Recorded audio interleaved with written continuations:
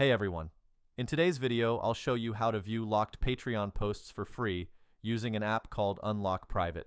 All you need to do is enter the name of the creator whose content you want to view and follow a few quick steps. For copyright reasons, I won't be showing the actual content, but once you go through the process, you'll have full access at no cost. I'll guide you through each part so you don't miss anything important. So grab your device, follow along, and let's get started. Before we dive into the installation, there are a couple of quick settings we need to check to make sure everything works smoothly. First, head over to your device's settings, then tap on General. From there, go to Background App Refresh and make sure it's set to either Wi-Fi or Wi-Fi and mobile data. This will ensure the app can run properly in the background. Next, go back to the main settings screen and tap on Battery. Make sure low power mode is turned off.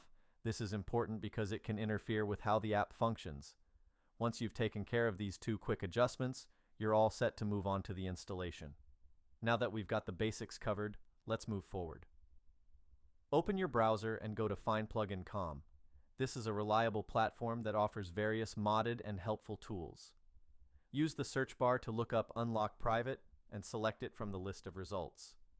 You'll be taken to a detailed page with info like download stats and user reviews. Just hit the Download Now button and the download process will begin. The download usually only takes a few moments. If this is your first time using the site, there's one more step you'll need to complete. Don't worry, it's quick, simple, and completely free. You'll be redirected to a verification page where you'll be asked to install a few free apps from the App Store or Play Store. There will be a clear tutorial showing you exactly what to do. Once the verification is complete, the installation will start automatically. In my case, the setup finished without any issues, and as you can see, the app is now fully installed and ready to use. And that's it. Thanks so much for sticking around until the end. If this helped you out and everything's working fine, don't forget to give the video a thumbs up and subscribe to the channel for more useful guides like this. Got questions or